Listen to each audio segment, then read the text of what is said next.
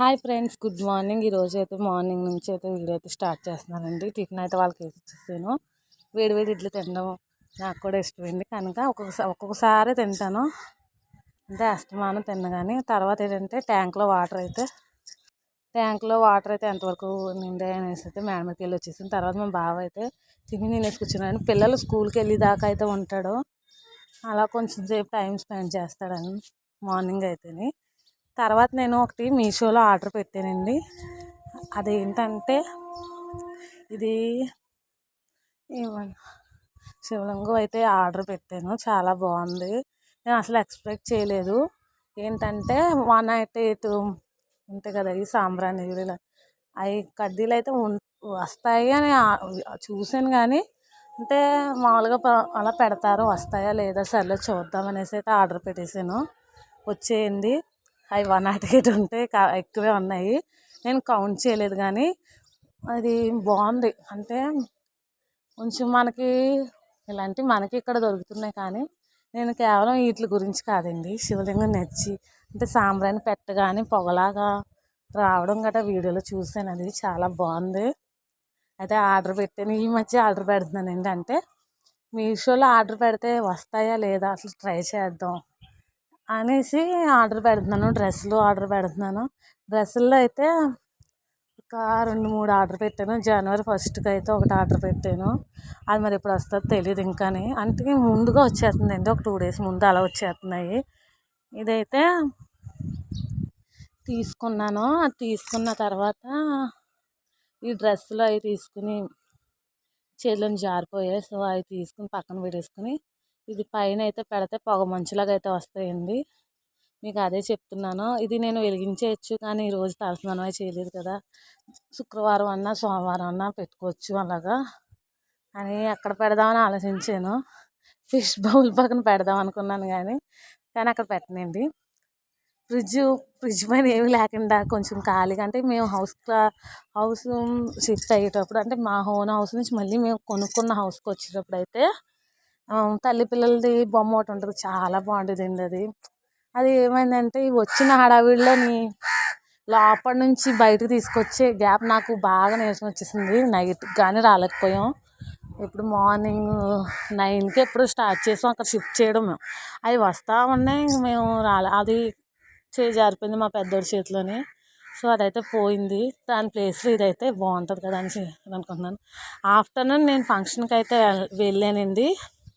Lunch అయితే ఏం prepare చేయరు. మార్నింగ్ పిల్లలకైతే కోడిగుడ్డు, మా సైడ్ అయితే కోడిగుడ్డు ఉక్కురు అంటారు, అంటే వేరే సైడ్ ఏమంటారు కోడిగుడ్డు బుజ్జి ఏదో అంటారండి, అది నాకు తెలియదు. కానీ అదైతే వండేసాను. ఇప్పుడైతే నేను మార్నింగే ఇచ్చేసుకున్నాను. ఏంటంటే పీతలు అలాగే రొయ్యలు. పెద్దోడికి పీతలు ఇష్టం, మా బావకేమో రొయ్యలు ఇష్టం అండి. సో నేను ఏమనుకున్నానంటే పీతలు ఎగురు చేసి బెండకాయ వేసి పచ్చిరొయ్యలు పులుసు పెడేద్దాం, అది అలా సరిపోతుంది అనుకున్నాను. కానీ చెప్పిన తర్వాత ఫంక్షన్స్కి వెళ్ళకపోతే బాగోదు కదండి. సో నేను అక్కడికైతే వెళ్ళి వచ్చాను. ఆఫ్టర్నూన్ లంచ్ ఇంకా నాకు అక్కడే అయిపోయింది, మా బావ ఇంటికి రాలేదు. సో ఇంక నైట్కి ఫుల్ వర్షం. యాక్చువల్లీ నేను ఆ ఫంక్షన్లో ఉండగానే ఎప్పుడు వెళ్ళాను, నేను 11:30 ఆ టైంకి వెళ్ళాను. సింపుల్గానే వెళ్ళిపోయానండి. అంటే ఏంటంటారు, సింపుల్గానే ఏం కాకుండా సింపుల్గా శారీ కట్టేసుకుని, మెయిన్ వర్షం అంతకంటే క్యారీ చేయలేని అనిపించేసింది. ఇంక నాకు వర్షంలో తడిసిపోతాను అని సింపుల్గా ఈ శారీ అయితే కట్టేసుకుని ఇయర్ రింగ్స్ వేరే పెట్టుకున్నానండి, బొట్టలు పెట్టుకున్నాను. అండ్ ఇలాగే నల్లబోసులు నావి అయితే మా బావ అయితే స్వామాలు వేసుకున్నప్పుడు తిరుపతి నుంచి అయితే తీసుకొచ్చారు. చాలా సింపుల్గా, అంటే ఈ గోల్డ్ కాదు, నల్లబోసులు అయితే నా మెడలో ఉన్నవి అయితే నాకు ఉన్నాయండి.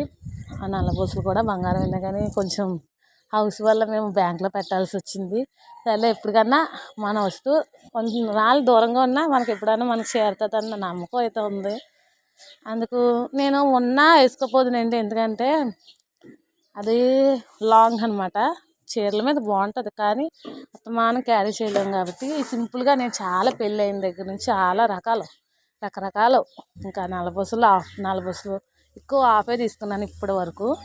అదైతే వేసుకునే సింపుల్గానే వెళ్ళిపోతాను ఎక్కడికైనా.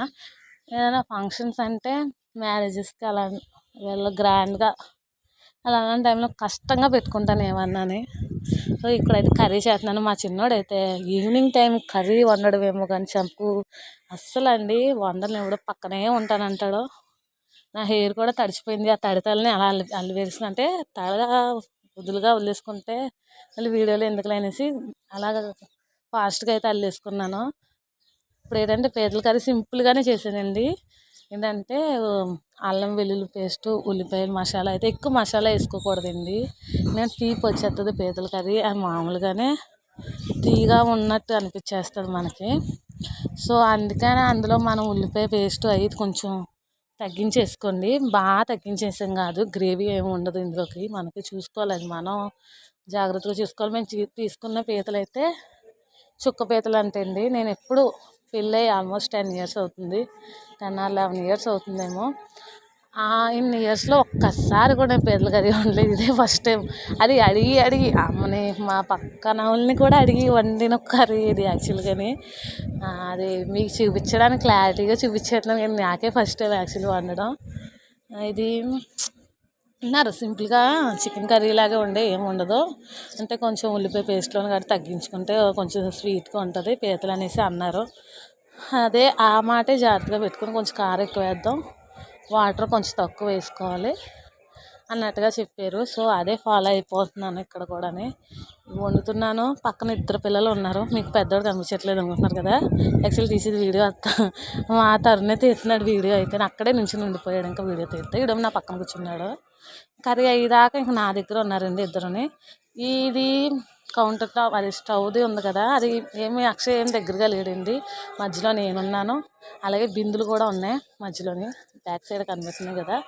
సో ఆడైతే దగ్గరగా ఏం లేడు, నేనైతే అస్సలు దగ్గర రానివ్వను. నేనైతే ఎత్తుకుని తీసుకెళ్ళిపోదును. కానీ ఏంటంటే అద్దెగానే అంటున్నాడు, ఈ కర్రీ ఏమో మసాలా మాడిపోద్దామని భయం వేస్తుంది.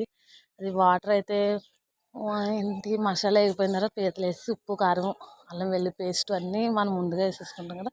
వాటర్ అయితే ఏంటంటే పీతలు ఏం లేదు, నేను తీసేది ఏంటంటే కారంలో వెల్లుల్లిపాయలు వేస్తారు కదండి, ఆ వెల్లుల్లిపాయ అయితే పడిపోయింది.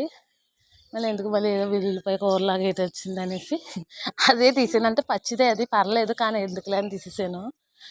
అన్నం ఆల్రెడీ వండేసానండి, అన్నం పక్కనే. ఇప్పుడు నేను రైస్ కుక్కర్లో కానీ ఏంటంటారు స్టవ్ ఏదో అంటారు కదా ఎలక్ట్రిక్ కుక్కర్లో కానీ ఎప్పుడు ఇప్పటికొచ్చి వండలేదు.